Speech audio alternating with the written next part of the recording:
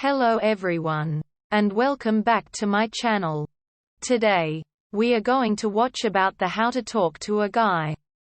Men and women communicate differently. It is possible that they find it hard to communicate their feelings or needs to each other. Poor conversations can be stopped by changing your communication methods. Different methods will be used when talking to a guy who you just met.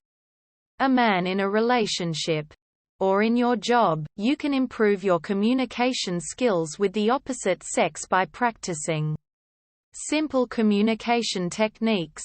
Method 1. Talking to a stranger. First is be aware of your surroundings. You want to always make sure that you feel safe when you are approaching a stranger. No matter the gender. Make sure you are in control of all of your facilities and have a way to leave a situation. Avoid talking to strangers when impaired. Always try to make sure that someone you know is aware that you are approaching a stranger. Step 2. Introduce yourself. The first way to converse with a man is by introducing yourself. An introduction will show that you are interested in getting to know or conversing with him. Maintain eye contact to show that you are being direct. State your name and repeat theirs. Repeating someone's name is an excellent way to not only remember it, but also show that you are interested in getting to know him. Speak clearly with a strong voice. You want to give a good impression and you want your listener to understand what you have to say. Step 3. Ask questions. To get to know someone new, ask questions to him. Ask questions on a neutral subject such as hobbies or pets. Try and avoid inflammatory questioning such as politics or religion. Step 4. Practice active listening. Ultimately, you want to start a conversation with a man and not just do all of the talking. To do this, practice active listening skills. Ask questions about his replies, or ask him to clarify a topic to show that you have been listening. You do not want to dominate the conversation by you doing all of the talking. Here are some ways you can try active listening. Oh, I hear that you like football. I have always been more partial to hockey. That's very awesome that you like Thai food. I know of this great restaurant downtown. Quote. You like go rock climbing? I don't know much about that. Can you explain how to do that? Quote. Finally, compare hobbies. A great way to get to know a man is to compare hobbies. Once you find that you have something in common, you can compare what you know with what he knows. This tactic can keep a conversation going in a natural and easy manner. Method 2. Talking to a boyfriend or husband. First is practice direct communication. Despite what it may seem at times, spouses and boyfriends do not have the ability to read minds. Make sure you practice direct communication by telling him exactly what you mean or what is on your mind. Try not to make him guess. You can practice direct communication a number of ways. Find the right time to talk. You want to make sure you are bringing up a conversation at an appropriate time. Be aware of your surroundings and pick a time and a place that is comfortable for the both of you. Think and do not attack. Make sure you are courteous to your loved one. Do not verbally attack him if you are angry or frustrated. Think about what you want to say before you say it. Practice it if you feel like it will be an emotional conversation. Step 2. Do not bottle up emotions. Express your feelings often to avoid being overly frustrated. Remember that your loved one is there for you and wants to help you. Be honest with him and share your emotions so that you may approach a conversation as a unified team. Step 3. Ask questions to show you are listening. When he is speaking to you or telling you about his day, he is looking for someone to vent to or to decompress. Show you are listening and you are empathetic to his needs by asking active questions or repeating back something he said. Engage in the conversation rather than just hear it. Step 4. Answer questions as they are asked of you. "What do you want for dinner?" can definitely be a fight-starting question. When questions are asked to you, answer him honestly. If he gives you suggestions, do not be vague in answering them. Tell him what is really on your mind, or tell him that you are unsure what you want or think. You can say what's on your mind in a few ways. Try using some of the following.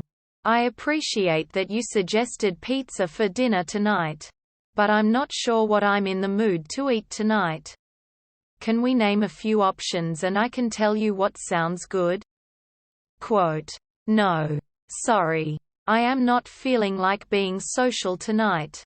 I love that you want to go out to the party, but can we stay in and relax instead? I'm sorry. You really hurt my feelings last night when you came home late from work. I would really appreciate it if you would call or text me next time you will be home late so I don't worry. I really do not have an opinion one way or another on the paint color for the living room. I think the color you have picked out will work great." Quote. Finally, be honest. Always be honest with him. Communication is much easier when you do not have to pick and choose between lies and half-truths. Your relationship will be stronger if you can share what is on your mind with him. Method 3. Talking to a brother or father. First is verbalize your needs. In order to communicate effectively, you need to directly say what you need.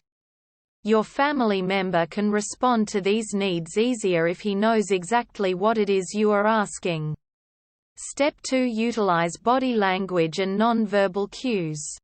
Communicating relies more on just talking. You can communicate effectively with the men in your family by using verbal and non-verbal communication skills. Verbal communication implies direct communication through speech. You can do this by asking questions or voicing your opinion. Non-verbal communication is the use of body language. Pay attention to how you are standing or where your hands are when you speak. If you stand with your arms across your chest, for example, you may come across as hostile or angry. Step 3. Rely on common vocabulary. You have probably spent a good deal of time with your family member. You probably have a common vocabulary or common memories. Use those to your advantage when conversing. Sometimes, you may even share non-verbal cues such as gestures or body language. Strengthen family communication by being familiar in your conversing practices. Finally, stay in touch. Life sometimes can get busy and it is easy to lose track of time. It is easy to let communication, especially with the ones we love, fall to the wayside. Make time to talk with your family members. Find a medium that works for you both. Try texting, letter writing, or email. Method 4. Talking to a boss or coworker. First is be respectful. You want to show yourself as a valuable employee and communicator. When talking with men you work with, you want to be respectful. Do not try and one-up or boast about your achievements. You do not have to stay silent about them. But practice humble language to show respect to those you work with. Step 2. Avoid ambiguous speech. Your time is valuable. When talking with coworkers and bosses, try and get to your point quickly. You do not want to waste time on details if they are not needed. If it is an important project or topic, you can fill in details as needed or request. This will make you look excellent at time management skills and respectful of others' time. For example, instead of saying something like, "I'll get back to you," try and be specific. "I am not sure when I am able to get back to you, but I know I will send you out an email by Friday." Step 3. Learn to say no. Women in the United States traditionally hold fewer leadership positions than their male counterparts. This may lead you to want to agree to more projects or ideas than you are comfortable with. Learn to say no to your male counterparts in a direct and respectful manner. Try some of these tips when trying to say no. Thank you so much for the opportunity. But I have 3 cases this week. Maybe if my schedule clears up a bit, I can take on the extra work. I would love to stay late tonight, but I have actually worked late every night this week. Can we schedule a meeting tomorrow to go over these notes? Quote, your ideas for this new newsletter are great. But I simply do not have the time to implement all of these changes. Have you talked to the design and marketing team? Maybe they can help. Finally, stick to the facts. The workplace is a place of business. To be most effective in your communication, stick the facts. You want to be able to finish projects and show yourself as a capable employee or leader. Sticking to the facts shows others that you can focus on the task at hand. Use your knowledge and statistics to make a lasting impression. According to my report, sales went up 45% last year. We saved $25,000 last year by eliminating our direct phone service. We hope it is useful to you. Please subscribe to our channel.